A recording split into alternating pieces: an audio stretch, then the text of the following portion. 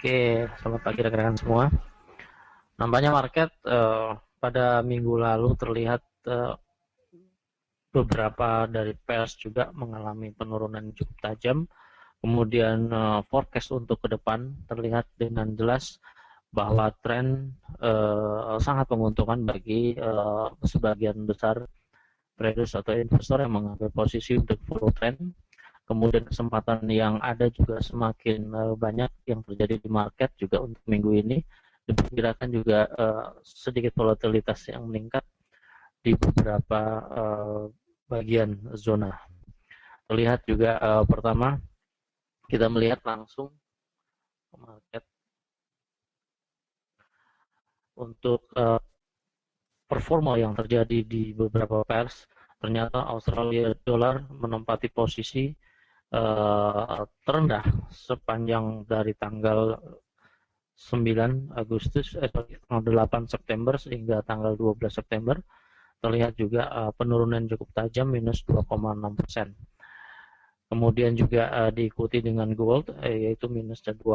Kemudian diikuti dengan New Zealand dollar sebesar 1,5% minus dalam pergerakan mingguan.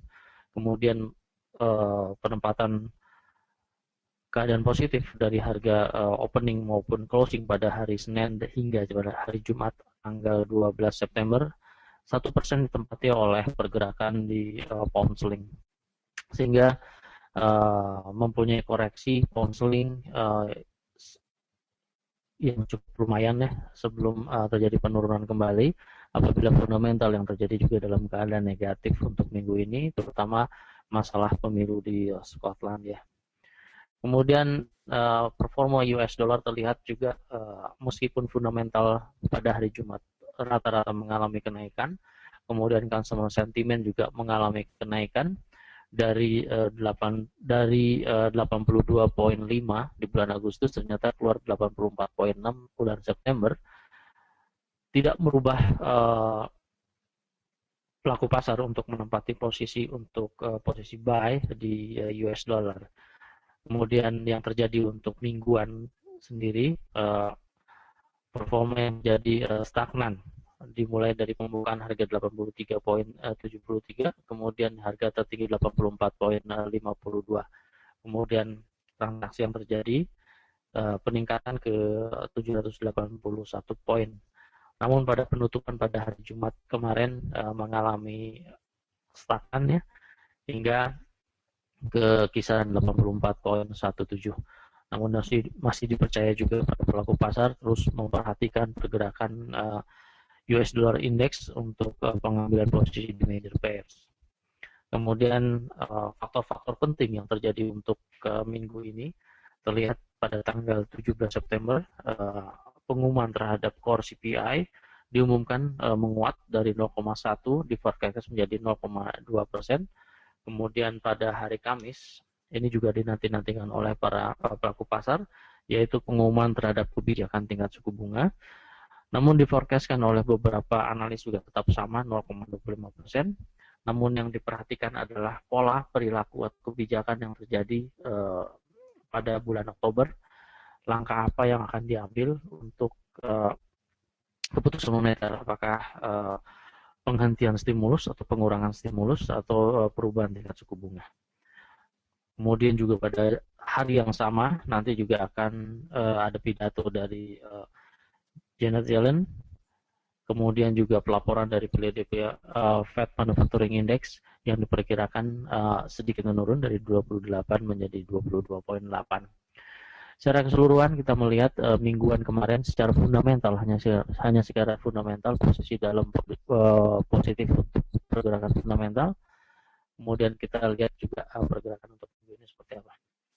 Kemudian pound sterling ini dinanti-nantikan oleh pelaku pasar. Beberapa survei untuk Skotlandia sedikit terjadi peningkatan untuk melepaskan diri dari UK. Namun begitu pasar nampaknya merespon bertolak belakang dengan keadaan survei, sehingga pergerakan untuk minggu lalu terlihat harga terkurung pada 61,8 hingga ke 100% dari Fibonacci yang ditarik pada minggu sebelumnya. Persis sekali 1.60518 menjadi support, yang mana Fibonacci untuk support juga terbaca di 100%. Kemudian maksimal di 1.62772 juga direspon bagus dari Fibonacci mingguan. Kemudian minggu ini nampaknya pound sterling akan sedikit bergerak pada kisaran-kisaran yang terjadi pada saat ini, terutama pada hari Rabu. Itu nanti akan diumumkan mengenai kebijakan terhadap tingkat suku bunga. Yang terjadi adalah MPC Asset Purchase Facilities Votes sendiri 375 billion pound sterling diperkirakan akan tetap sama berdasarkan vote sendiri. Forecast vote 9 anggota menyatakan tetap. Kemudian pada official bank rate vote menginginkan 2 orang menyatakan peningkatan tingkat suku bunga, sementara 7 menyatakan tetap. Kemudian dari pidato dari Mekanis sendiri memberikan sinyal bahwa akan terjadi perubahan terhadap tingkat suku bunga hingga akhir tahun 2014 ini, apakah minggu ini atau minggu-minggu sesudahnya. Namun begitu, market akan bervolatilitas yang cukup tinggi pada tanggal 18 hingga sesudahnya pada hari Kamis mengenai Skotlandia Independence Vote, yaitu referendum yang terjadi di Skotlandia, apakah memisahkan diri terhadap UK atau tetap bersatu terhadap UK. Nampaknya market akan berfluktuasi pada hari Kamis hingga pada hari Jumat setelah menanggapi hasil dari referendum tersebut. Kemudian di Australia, US dollar juga sangat bagus performa yang terjadi. Akan terjadi closing candle terhadap support yang terbaca di sini. Sementara kemarin pada hari Jumat closing di 0.90431. Ini juga memberikan arahan terhadap support yang terjadi sesudahnya di area 0,89924 juga bisa diambil kesempatan untuk posisi short bagi yang flow trend. Kemudian posisi untuk counter terhadap currency ini dapat mengambil posisi buy limit di angka 0.899. Terlihat juga harga pada support 0.899 berada di angka harga psikologis di kisaran 0.90. Kemudian di gold, ini dia kemarin survei yang menyatakan bahwa sekitar di atas 50% menyatakan bearish, ternyata terbukti dengan penurunan di gold. Kemarin gold terjadi penurunan hampir ke arah $45. Kemudian yang terjadi sendiri di sini forecast oleh Kitco juga menyatakan gold masih mengalami penurunan 75%, lebih besar daripada forecast atau survei yang diadakan minggu lalu sekitar 50 sekian. Sekarang 75%. Jadi nampaknya para pelaku pasar cukup pesimis terhadap perkembangan harga gold yang terjadi, dikarenakan ada beberapa faktor, yaitu faktor terhadap kebijakan tingkat suku bunga atau kebijakan terhadap Fed, kemudian juga kebijakan terhadap referendum yang terjadi di Inggris bisa membawa pengaruh terhadap pergerakan harga gold selanjutnya. Demikian Bu Sundari secara singkat bahwa kesempatan pasar juga masih terbuka luas untuk minggu ini. Iya, Pak Dwi, tadi dibahas beberapa mata uang dan ternyata memang cukup bagus ya untuk kita memasuki market di minggu ini. Lebih detailnya mungkin langsung ke teknikal ya Pak Dwi. Silahkan. Oke. Pertama saya akan memasuki posisi atau menganalisa masalah Australia dollar karena ini yang paling jatuhnya paling besar ya. Nah, apabila kita melihat secara teknikal, dapat kita sebetulnya menganalisa dengan gampang dengan menggunakan trendline juga sudah cukup bagus untuk pengambilan posisi dan juga mudah. Sebagai contoh, saya mengambil trendline yang seperti ini, kemudian diproyeksikan di harga terendah sesudahnya kisaran menjadi tujuan utama adalah proyeksi yang ini 0.92375. Terbukti juga market secara candlestick juga bearish ya, bearish setelah itu di angka 0.91582. Kemudian kita melihat juga pada harga saat ini juga ternyata trendline yang terjadi adalah resisten menjadikan support yang cukup kuat. Saya mengambil garis titik tertinggi 0.9458, kemudian ini hanya dua titik utama, yaitu 0.94107, sehingga proyeksi selanjutnya juga terbukti juga cukup kuat di 0.93390, terjadi reversal yang terjadi, kemudian juga hampir menyentuh ke 0.93231. Kemudian selanjutnya wilayah-wilayah untuk trendline di sini disentuh beberapa kali. Ini menandakan bahwa resisten yang terbentuk di sini cukup kuat, sehingga kejadian secara historical juga tersentuh untuk bearish candlestick yang terjadi di 0.92040 pada harga penutupan bearish, sehingga harga selanjutnya menyentuh dari proyeksi dari trendline resisten yang terbentuk sebelumnya yang di sini. Kemudian saat ini seperti apa bentuknya, kita bisa melihat juga. Saya buka Ray, ternyata penutupan di harga 0.90493, sehingga ada kemungkinan juga trendline yang terbentuk juga mengarah ke angka sesudahnya. Ya, ini dia.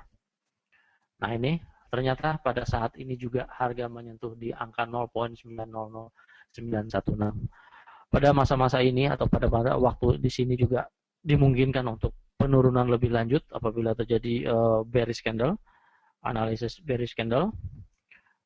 Selanjutnya wilayah 0.8950-an menjadi target utama untuk penurunan lebih lanjut untuk chart daily. Dan ini juga dapat diantisipasi dengan pengambilan posisi buy limit di sini apabila Anda mengambil posisi untuk counter trend. Kemudian batasan untuk cut loss juga masih terbuka di kisaran 0.89267 apabila terjadi penurunan kembali. Secara teknikal Australia dollar terhadap US dollar juga masih dimungkinkan untuk turun, dikarenakan secara historical juga pernah terjadi peningkatan sebesar 53,96 poin yang terjadi dalam kisaran 18 Maret 2014 hingga ke bulan April 2014, 5396, sementara sekarang hanya berkisar 3979. Jadi dimungkinkan saja harga untuk Australia dolar terhadap dolar masih dalam keadaan drop, masih sangat drop ya di sini. Jadi bisa mengambil kesempatan untuk follow trend maupun untuk pemasangan buy limit. Kemudian selanjutnya kita melihat ke dolar, pergerakan dolar sendiri. Ya, meskipun fundamental dalam keadaan bagus, ternyata para pelaku pasar mengambil kesempatan lain untuk melepaskan posisi secara keseluruhan di dolar indeks, sehingga yang terjadi adalah merespon resisten, sehingga terjadi penurunan di harga. Saya kira penurunan maksimal ke angka harga terendah yaitu di kisaran 84.078 yang merupakan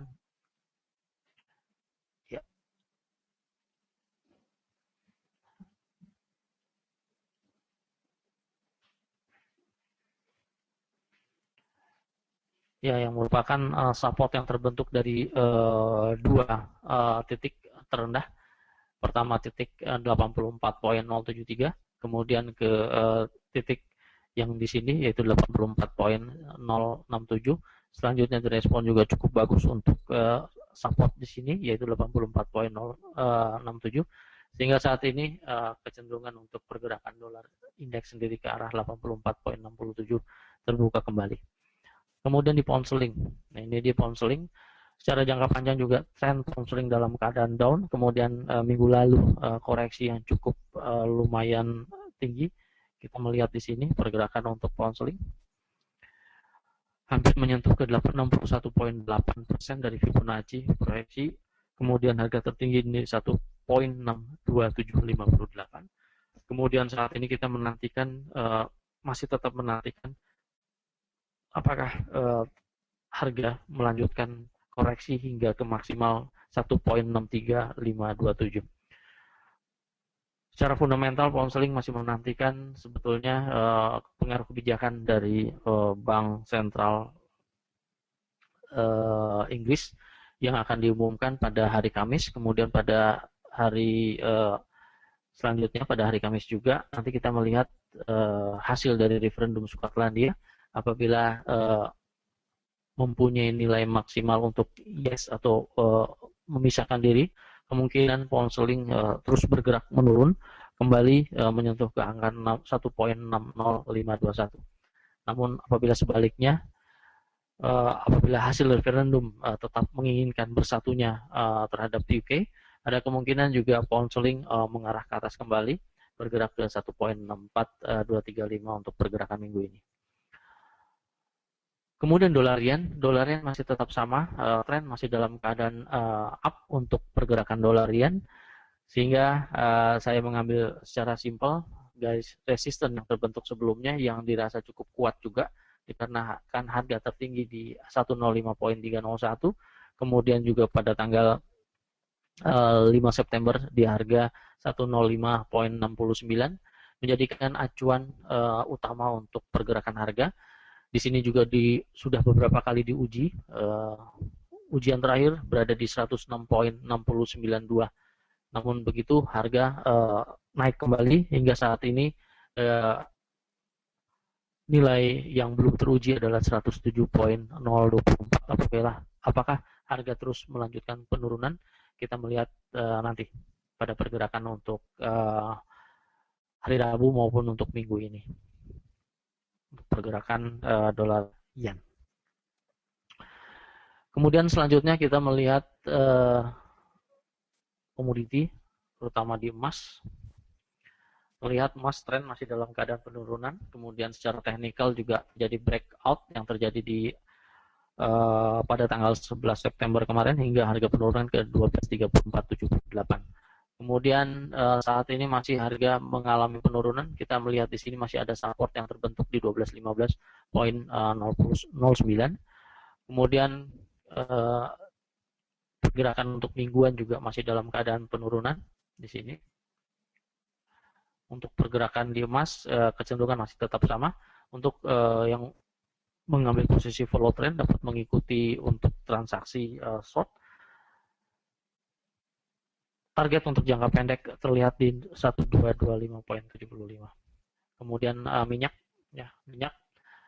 resisten yang terbentuk, saya mengambil patokan di 93.89, di harga tertinggi juga di 93.02, sehingga resisten ini diuji dengan bullish candle setelahnya, yaitu di 91.84.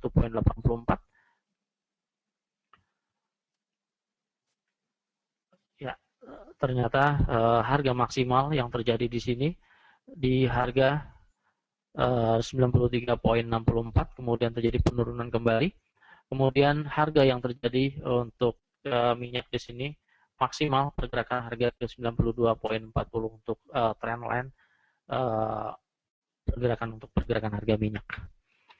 Kemudian stok dari Asia kita melihat untuk Nikkei, penguatan di dolar yen sendiri dapat terpengaruh juga di sini, sehingga yang terbentuk di sini masih dalam keadaan uptrend untuk jangka panjang daily. Kemudian saya ambil untuk 4 jam. Ya, untuk 4 jam sendiri.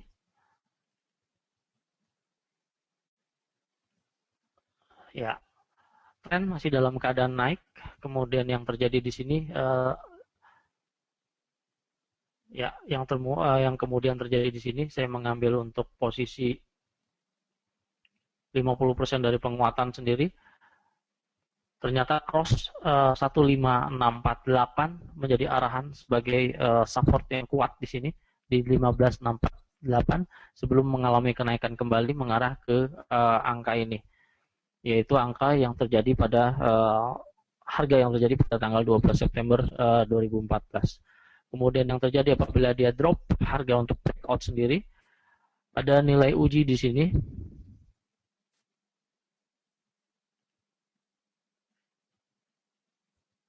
Ya. Pertama di 50% dari Fibonacci terbaca di 15.591, untuk selanjutnya di 15.534 untuk penurunan.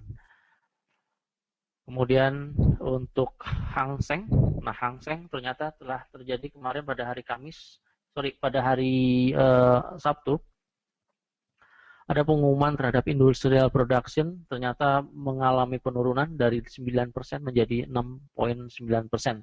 Yang mana forecast sendiri masih berada di atasnya yaitu 8,8%. Kemudian fixed asset investment yang terjadi untuk di China dari 17% bulan lalu ternyata diumumkan untuk bulan ini 16,5%, di bawah forecast 16,9%, direspon cukup negatif terhadap pergerakan harga Hang Seng. Dari Hong Kongnya sendiri cukup negatif, terlihat saya memperkirakan pergerakan untuk penurunan untuk di Hang Seng ke angka 23.999. Kemudian di sini merupakan hasil dari refleksi Fibonacci dari harga terendah dan harga tertinggi yang menjadikan dominan untuk swing yang terjadi terakhir untuk statis untuk Fibonacci, yaitu di 161,8, yaitu di 23.999. Kemudian mungkin ada pertanyaan, Bu Sundari?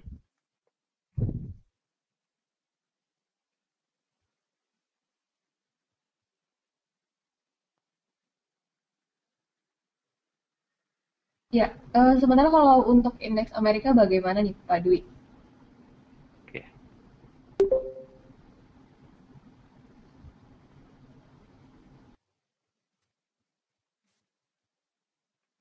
Nah ini S&P ternyata maksimal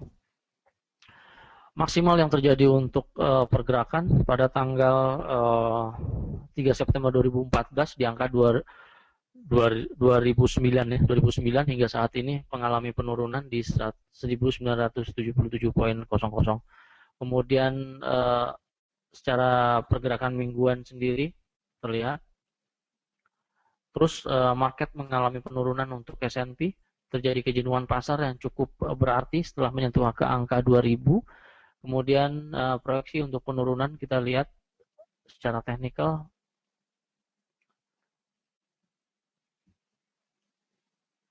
ya, terjadi breakout juga terhadap pergerakan proyeksi dari harga resisten menjadikan support di 1978.43. Sementara target lanjutan terlihat di sini hampir menyentuh di 1967.90. Kita melihat juga target ini merupakan target ulangan lagi apabila harga atau yang terbentuk untuk chart untuk 4 jam di sini closing untuk bearish, juga target ke 1967.4 1967.70. Kemudian yang ini merupakan harga target yang merupakan harga proyeksi dari resisten yang telah terbentuk yang menjadi acuan utama kita selanjutnya untuk S&P. Kemudian di sini kita melihat dari swing yang terjadi di Fibonacci, dinamis juga sangat bagus sebetulnya apabila kita melihat harga yang terjadi antara harga tertinggi pada tanggal 25 Juli 2014 hingga ke harga terendah ke tanggal 8 Agustus 2014. Kemudian direspon cukup bagus di angka 161.8 hingga saat ini pergerakan harga market mengalami penurunan. Maksimal yang terbaca kita jadikan acuan juga harga tertinggi pada bulan Juli 2014 kemarin di 3.989 untuk maksimal penurunan. Kemudian di Dow Jones kita melihat hampir sama juga pergerakan untuk seluruh stok ini ternyata mengalami penurunan. Kemudian kita melihat, nah itu dia tren yang terjadi seperti apa. Kita melihat di sini telah menyentuh juga garis support yang terbentuk, kemudian diuji dengan tinggal pengujian 4 jam sesudah ini, yaitu di 169.19. Apabila terjadi bearish candlestick, kemungkinan kembali mengarah penurunan ke angka kisaran 16891 untuk pergerakan Dow Jones. Demikian Bu Sundari, kira-kira morning briefing kali ini. Mudah-mudahan seluruh informasi dapat bermanfaat. Kemudian yang bisa ditarik kesimpulan untuk pergerakan minggu ini, minimal pertama adalah pengumuman terhadap Fed yang akan diumumkan pada hari Kamis. Kemudian di Inggris yaitu terhadap kebijakan moneter Bank of England. Kemudian juga di Inggris juga menunggu hasil referendum dari Skotlandia.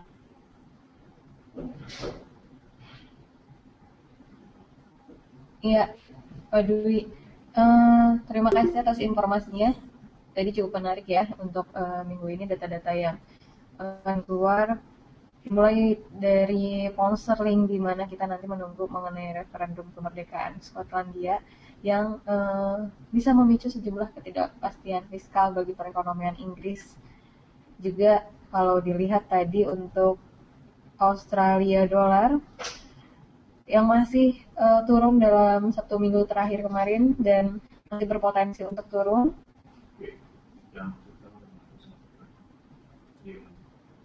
Selain itu juga data-datanya, nah ya ini Australian dollar. Walaupun data pertumbuhan sebesar 230.000 pekerjaan baru di Australia yang merupakan terkuat dalam 3 tahun terakhir, ternyata gagal meredam depresiasi Australian dollar. Oke. Mungkin cukup sekian untuk morning briefing hari ini. Terima kasih atas partisipasi rekan-rekan semua. Informasi yang disajikan pada morning briefing ini tidak ditujukan sebagai sarana pengambilan keputusan pada saat trading. Namun demikian, kami berusaha menyajikan informasi terkini dan teraktual. Semoga informasi yang disajikan di morning briefing hari ini dapat membantu rekan-rekan semua. Terima kasih dan selamat beraktivitas.